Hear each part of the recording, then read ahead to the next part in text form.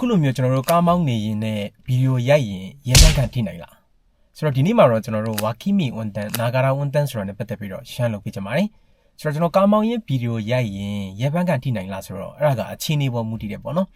အခြေအနေဆိုတာကပထမဆုံးကျွန်တော်ဒီရေပန်းကန်ထိနိုင်တဲ့အခြေအနေကိုပြောပြပါမယ်ထားပါတော့ကျွန်တော်ဒီကားမောင်းနေရင်နဲ့ကျွန်တော်ဗီဒီယိုရိုက်မယ်ဆိုပြီးတော့ကင်မရာကိုလက်နဲ့ကင်ပြီးတော့ပေါ့နော်ကျွန်တော်ကားမောင်းရင်ဗီဒီယိုရိုက်တယ်ဆိုရင်ကျင်းတွေပေါ်ဖန်ကန်ထိနိုင်ပါတယ်နောက်တစ်ခုကကျွန်တော်လက်နဲ့တော့မကင်ဘူးကင်မရာကိုတနေ့တည်းမှာထားထားမယ်ထားတယ်ဆိုပေမဲ့ကျွန်တော်ကားမောင်းနေနဲ့ဟာငါဗီဒီယိုရိုက်တော့မယ်ဆိုပြီးတော့ဒီ record button တွားပြီးနှိပ်မယ်ဆိုရင်လည်းပဲဒါဆိုလည်းကျွန်တော်တို့ဖန်ကန်ထိနိုင်တယ်ပေါ့နော်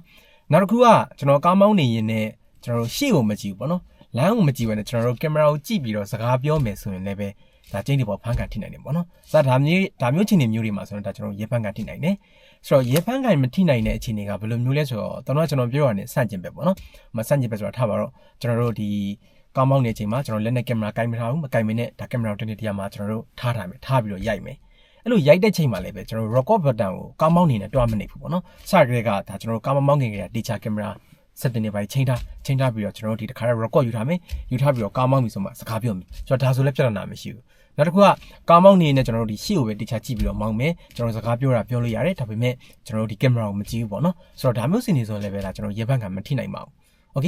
အဲ့တော့ဒီနေရာမှာကျွန်တော်ဥမာလေးပြပြီးရှင်းပြပေးမယ်ပေါ့နော်ဥမာကျွန်တော်ဒီတငယ်ချင်းတွေနဲ့ကားမောင်းမယ်ဗျာတငယ်ချင်းနဲ့ကားမောင်းတဲ့ချိန်မှာကျွန်တော်ကားမောင်းတဲ့လူကတငယ်ချင်းတွေနဲ့စကားပြောလို့ရလားမရဘူးလားဆိုတော့စကားပြောလို့ရတယ်ဘာမှပြန်တာမရှိကျွန်တော်ကားမောင်းမယ်တကယ်ချင်းနေဝေးလေးဟာလာစကားပြောရင်းနဲ့ကားမောင်းလို့ရတယ်အဲ့တော့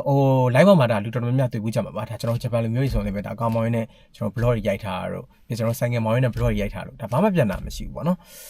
အဲ့တော့ဒီကဘာလဲဆိုတော့ကျွန်တော်တို့စိုးစားရှိတဲ့လူကဂါမန်ကိုမိတဲ့လူကဆိုတော့အဲ့ဒါနှစ်ခုအရေးကြီးရပေါ့နော်စိုးစားရှိတဲ့လူကဆိုတာကဒါကားမောင်းရင်းနဲ့ကျွန်တော်တို့ကင်မရာကိုင်ပြီးတော့ဒါဗီဒီယိုရိုက်တာမျိုးတို့နောက်တစ်ခုကကျွန်တော်ပြောတဲ့ဂါမန်ကိုမိတဲ့လူကဆိုတာဖုန်းလေးပါတယ်ပေါ့နော်စက်ခရွန်တစ်ခုကိုကြည့်နေတာမျိုးပေါ့နော်ဆိုတော့အဲ့လိုမျိုးပေါ့နော်အဲ့လိုမျိုးချင်းနေမျိုးဆိုတော့ဒါကျွန်တော်တို့နာဂါရဝန်တန်ဝါကီမီဝန်တန်ဆိုပြီးတော့ဖြစ်တယ်ပေါ့နော်အဲ့လိုမျိုးချင်းနေမျိုးဆိုတာရေပန်းကန်ထိနိုင်တယ်ဒါပေမဲ့ဒီနေရာမှာကျွန်တော်ဒီထားမဲ့ချက်တစ်ခုရှိအဲ့ဒါကဘာလဲဆိုတော့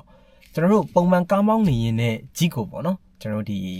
ရင်တိုက်မှုတစ်ခုခုဖြစ်တာနဲ့ကျွန်တော်ဗီဒီယိုရိုက်ရင်းအဲ့လိုမျိုးလုပ်ရင်းနဲ့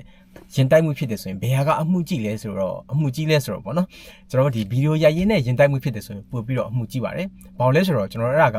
အန်ဆန်ဝန်တန်ဂီမှုအီဟန်ဆိုတာဖြစ်တယ်ပေါ့နော်โอเคဆိုတော့အန်ဆန်ဝန်တန်ဂီမှုအီဟန်ဖြစ်တဲ့အတွက်ဒါကျွန်တော်ဗီဒီယိုရိုက်ရင်းနဲ့ကားမောင်းလို့တစ်ခုခုဖြစ်ခဲ့မယ်ဆိုရင်ပို့ပြီးတော့အမှုကြီးနိုင်ပါတယ်